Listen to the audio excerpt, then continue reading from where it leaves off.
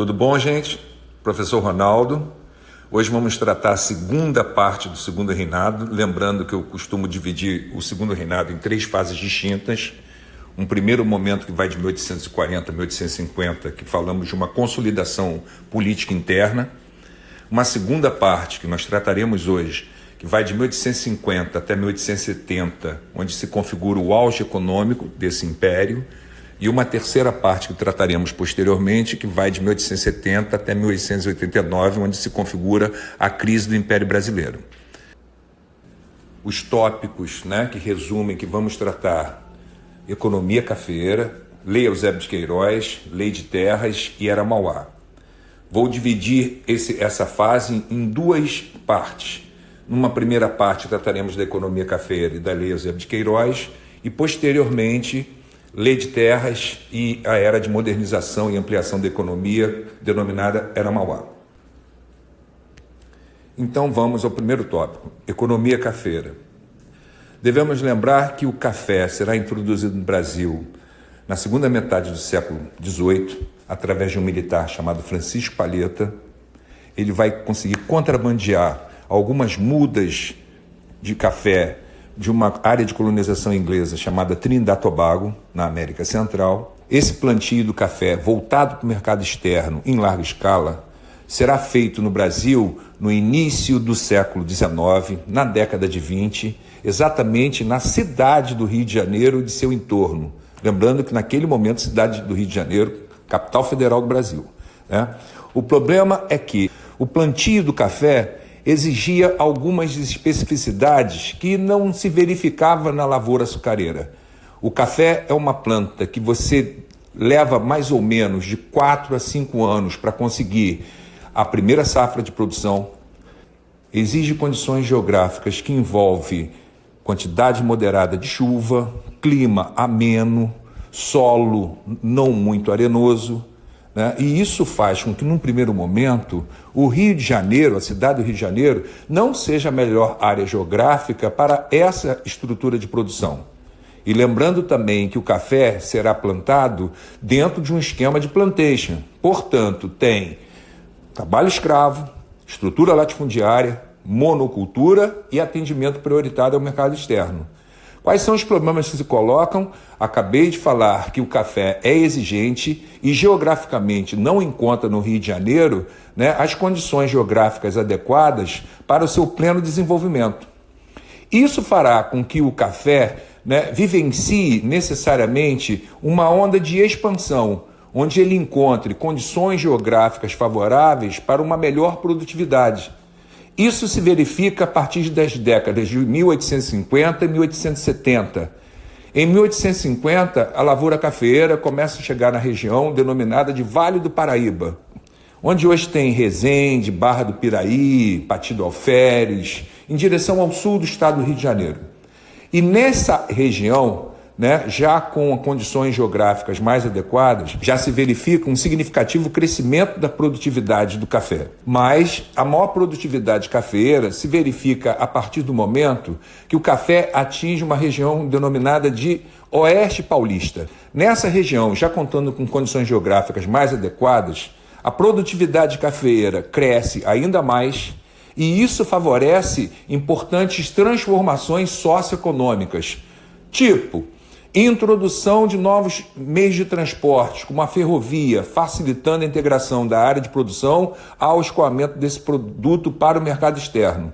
Já se verifica a maior possibilidade de uso de trabalho assalariado, substituindo o trabalho escravo. Lembrando que a lavoura cafeeira mais exigente levava de 4 a 5 anos para produzir a primeira safra. Isso exigia um largo investimento durante anos, sem que o proprietário conseguisse oferir lucros. Portanto, ele tem um longo processo de investimentos pesados, tanto com plantio, manutenção de uma lavoura e também sustento de uma quantidade considerável de trabalhadores escravos. Portanto, tem muito investimento envolvido sem que imediatamente se observe lucros nessa lavoura. Então, normalmente, esse fazendeiro ele tinha que recorrer à ajuda do capital bancário. Isso faz com que, no momento que se fala de produção, A preocupação com produtividade ela é permanente. Nesse sentido, o trabalho escravo não é o mais adequado. Então, faz-se necessário a introdução de trabalhadores assalariados. Exatamente nesse momento, verifica-se a chegada de grandes contingentes de imigrantes europeus, buscando oportunidade de melhores expectativas de vida aqui na América, o que eles chamavam de fazer a América. A maior produtividade no Oeste paulista favorece essa transição do trabalho escravo para o trabalho assalariado. Como tem maior lucratividade nessa região, óbvio que os fazendeiros tinham maior possibilidade de arcar com os gastos desse trabalho assalariado. Embora, no primeiro momento, alguns fazendeiros vão optar pelo chamado sistema de parceria, que mais à frente vamos caracterizá-lo. Uma outra importante mudança verificada com a expansão cafeeira em direção ao Oeste Paulista é uma maior oferta de prestação de serviços. Verifica-se a ampliação da rede bancária, de estabelecimentos escolares e também de agências de exportação e importação, escritórios de advocacia. Portanto, no momento que o café começa a andar da cidade do Rio de Janeiro em direção ao Oeste Paulista, ele acaba produzindo significativas mudanças na estrutura socioeconômica do país. Também vale ressaltar os desdobramentos, as consequências da expansão da lavoura cafeeira na história do Brasil. No aspecto econômico, podemos salientar que o café serviu de base para a modernização, para a industrialização que vai ocorrer naquele momento.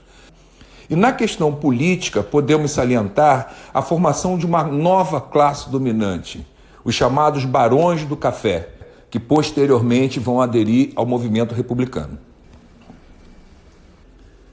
Agora vamos caracterizar a Lei Eusébio de Queiroz, que determina, em 1850, a proibição do tráfico negreiro no Brasil. O contexto histórico que leva a essa proibição, devemos lembrar que no século XIX está ocorrendo na economia mundial, principalmente na Inglaterra, um processo de mecanização da produção, a Revolução Industrial. A partir do momento que a economia inglesa passa por esse processo de transformação, vai pressionar nações periféricas a abolir o tráfico negreiro. Na década de 30, a Inglaterra vai assinar um documento exigindo, pressionando pelo fim do tráfico negreiro no Atlântico Sul. O Brasil vai basicamente ignorar essa determinação e a Inglaterra, por sua vez, vai fingir que não está vendo o Brasil desrespeitar, porque ao mesmo tempo que a Inglaterra, em 1810, pressionava pelo fim da escravidão, ela conseguia do governo português uma série de benefícios fiscais onde seu produto entrava de uma forma muito barata no mercado brasileiro. Isso muda a partir do momento que, em 1844, o governo brasileiro estabelece as tarifas Alves Branco e aumenta consideravelmente a taxação sobre os produtos ingleses que entravam no mercado brasileiro. Um ano depois, a Inglaterra estabelece a Lei Bill Aberdeen, que ameaça de afundar ou apreender qualquer navio negreiro que viesse em direção ao nosso litoral. Diante de tamanha pressão inglesa, 5 anos depois, finalmente a elite brasileira acaba estabelecendo a lei que decreta a proibição do tráfico negreiro, a chamada Lei Eusébio de Queiroz. Quais são as consequências dessa lei para o Brasil? São consequências econômicas e sociais. Obviamente que o tráfico proibido faz com que o preço do escravo interno cresça consideravelmente. Com o escravo custando cada vez mais caro, começa uma maior migração. Escravos do Nordeste, uma área em decadência econômica, começam a ser vendidos para a área Sudeste, onde a economia cafeeira ganha cada vez mais espaço. Se economicamente o preço desse escravo aumenta consideravelmente, socialmente podemos dizer que a transição do trabalho escravo para o trabalho assalariado ganha um novo impulso, porque além do aumento do preço interno do escravo, estava ocorrendo também naquele momento a circulação de ideias iluministas, ideias liberais, que fomentavam a ideia de igualdade e liberdade. Uma outra importante consequência econômica da proibição do tráfico negreiro é que parte do capital que circulava na atividade do tráfico será investido em outras áreas da economia. Pode-se investir no setor rural, na expansão da lavoura cafeeira, mas também pode-se investir no setor urbano. Lembrando que naquele momento estava ocorrendo a chamada Era Mauá, um surto de modernização, um surto de industrialização na economia do Império. Parte do capital, portanto, que gerava, ou que girava, melhor dizendo, nessa atividade do tráfico, será investido em iniciativas modernizantes de industrialização. Então, gente, sintetizando o que falamos, se pegarmos esses dois tópicos, tanto a expansão da lavoura cafeeira quanto a Lei Eusébio de Queiroz, acabam gerando importantes transformações socioeconômicas. Aumento do giro de capital no país, gerando investimentos em modernização e a transição do trabalho escravo para o trabalho assalariado. Ficamos por aqui na segunda parte dessa aula que trata do auge econômico do Império. Vamos falar da Lei de Terras e da Era Mauá. Um abraço a todos, aguardo vocês.